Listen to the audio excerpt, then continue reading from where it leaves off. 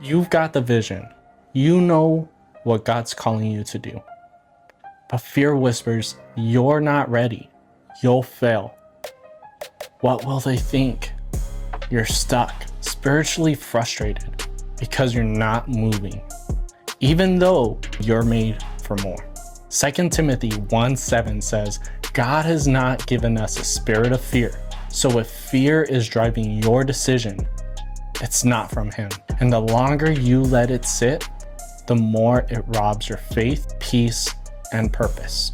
Welcome to the furnace. This channel exists to give men the permission to do the hard thing that leads them closer to God, to leave an impact in their world. Hey, if you've been struggling to stay consistent in your walk with God, your workouts, or just showing up with purpose each day, I made something for you. It's a free 7-day discipline challenge PDF. Each day gives you a clear task that hits your faith, fitness, and mindset, all grounded in scripture. No fluff, just real action. You can grab it below and start today. This next shift broke fear's grip on me, and I believe it'll do the same for you also. So what does the Bible actually say about fear? Fear is a spirit, and you have authority over it. 2 Timothy 1:7 says, For God has not given us a spirit of fear, but one of power, love, and a sound mind. Fear isn't just an emotion, it's a spiritual battle. And the more we allow fear to enter any mind space that we have, the more we are debilitated by its power.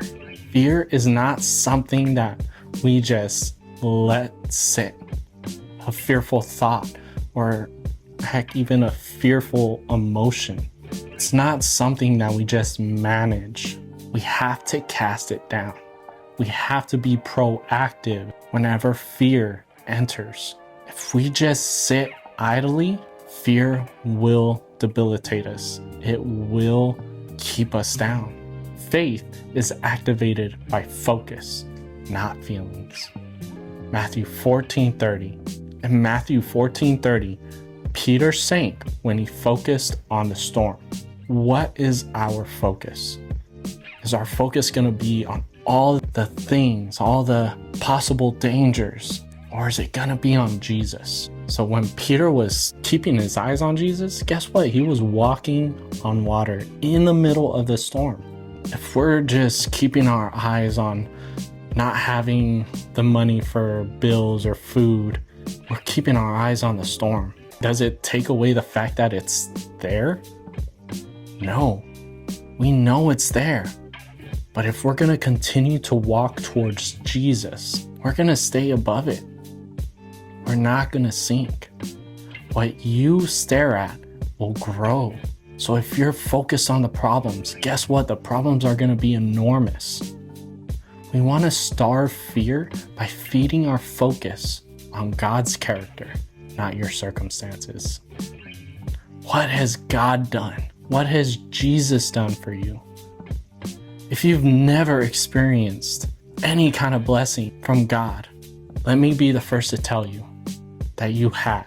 The breath that you have. Scripture tells us that it was given to us by God, that we were formed in our mother's womb by His own 2 hands, that every day is a blessing from God. And this is where you get the opportunity to put your faith either in His word or in what you know. But if what you know is going to be better than what God has done, then you're on a quick trip down a road of trouble. So what is the antidote to fear? Obedience. Joshua 1:9, God is calling him to be strong and courageous. And when we read scripture, we read it as God speaking to us as well. That yes, God was speaking to Joshua in that scripture, but He is also calling us out of our fear to be strong and courageous. The command was to act even before the fear left. Faith isn't waiting for peace.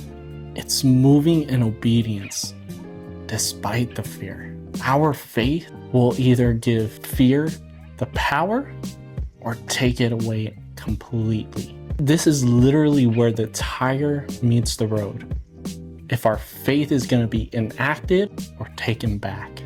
If we're going to live in faith or fear. God wasn't calling Joshua to act strong and courageous. He said to be strong and courageous.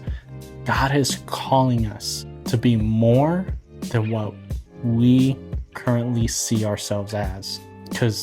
Because God has created us in His image, not the image of fear. His image is to be strong and courageous. You don't need less fear. You need more clarity about who's walking with you and in whose image you were made in. When you conquer fear, you don't just feel bold. You step into what God already assigned to you. You speak louder. You show up with courage. You act when others hesitate.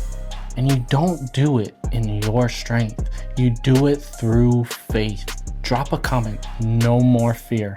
I choose faith. If you're at a point where you know something has to change, you're tired of drifting, stuck in bad habits, and feeling like you're wasting your potential, then let's talk. I work with Christian men one-on-one to help them build daily discipline, kill the stuff that's draining their soul, and start leading with purpose again. If that sounds like the kind of challenge you're ready for, apply using the link below. Like, subscribe, and share this with someone who's letting fear win battles you've already been given victory over. God has more for you. The only thing in the way is fear you don't have to carry. I hope this word found you well. Be blessed.